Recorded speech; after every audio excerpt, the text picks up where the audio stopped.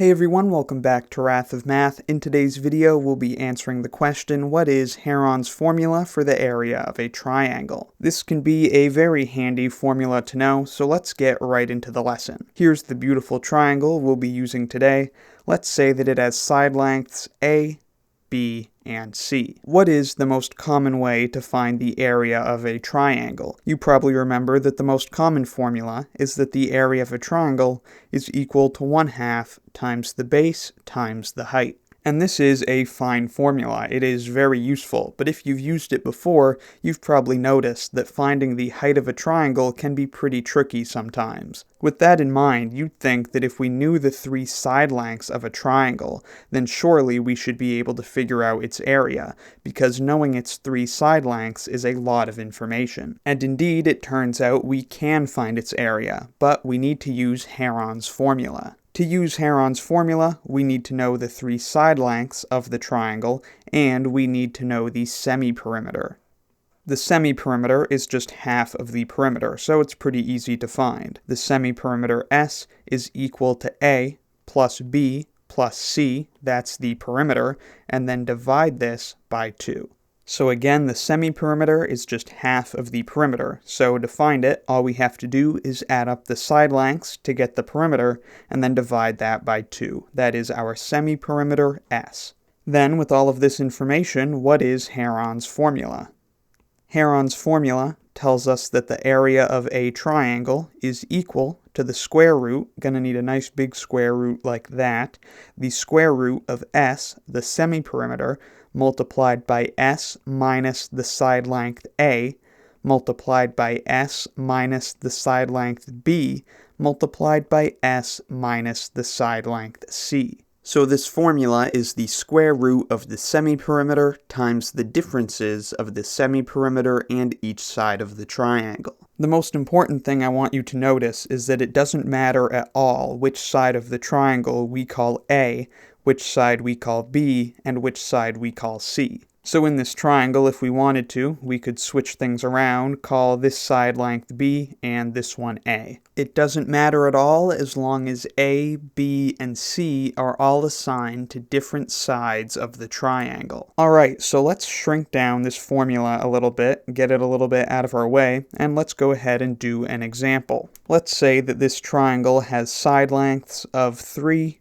6, and 7. And I suppose we'll use some units, so let's say these side lengths are in centimeters. Then the first thing we need to do is find the semiperimeter of this triangle. That's easy enough. Our semiperimeter S is equal to 6 plus 3 plus 7 centimeters divided by 2. And this is equal to, let's see, 6 plus 3 is 9, and 9 plus 7 is 16. So this is going to be 16 over 2 centimeters. 16 over 2 is just equal to 8, so we'll write that over here. This is equal to 8 centimeters. So that is our semiperimeter. We add up all of the side lengths and then divide by 2. Our semiperimeter is 8 centimeters. Alright, now I'm also going to take this and shrink it and put it a little bit out of the way. Let's move it up here, and we'll continue with our formula. So now we just have to use Heron's formula to figure out the area of this triangle. Heron's formula tells us the area is going to be the square root of the semiperimeter, that's 8 centimeters.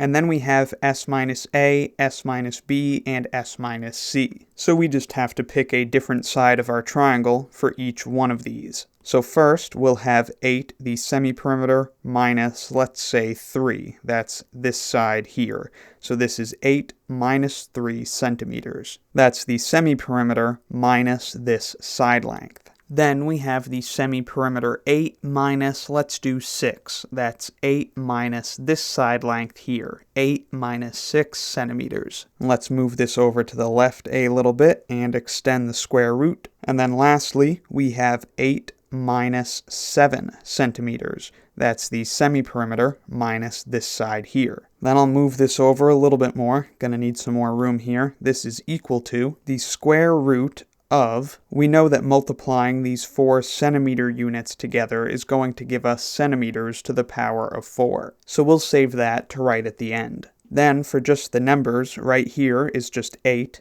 Then 8 minus 3, that is 5. 8 minus 6, that's 2. And 8 minus 7 is 1. So what we have under the square root is 8 times 5 times 2 times 1 centimeters to the power of 4. Alright, let me erase these numbers down here. We'll start writing on the next line. This is equal to the square root of what? Well, 8 times 5 is 40, and 40 times 2 is 80.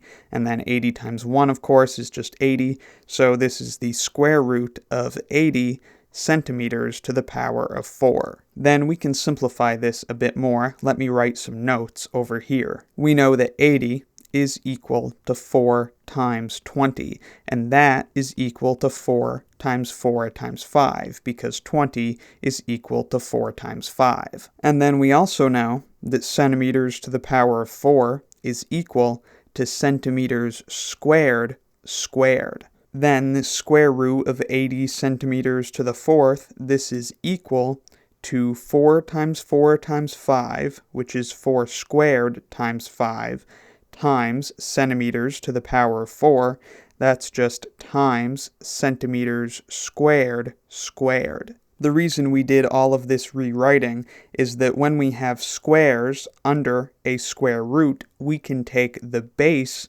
of those squares out of the square root. So this is equal to 4 times the square root of 5 centimeters squared.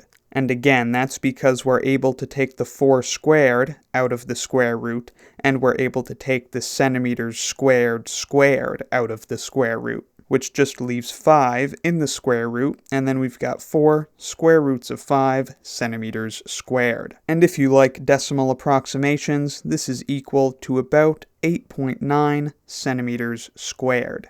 So that's how it works, a pretty cool way of finding the area of a triangle without needing to know its height. You just need to know the 3 side lengths. And remember that A, B, and C in the formula all just have to be different sides of the triangle. It doesn't matter which is which. So that's Heron's formula, and that's how you use it. Let me just leave you with an example to try. Find the area of this triangle that has side lengths of 8, 4, and 10 centimeters. I'd love to see how you do down in the comments, and you can simplify your answer and leave it in terms of square roots, or you could just give a decimal approximation. Either one is fine, but I'll give a simplified answer and the decimal approximation in the description. So I hope this video helped you understand what Heron's formula is and how to use it. Let me know in the comments if you have any questions, need anything clarified, or have any other video requests. Thank you very much for watching. I'll see you next time, and be sure to subscribe for the swankiest math lessons on the internet.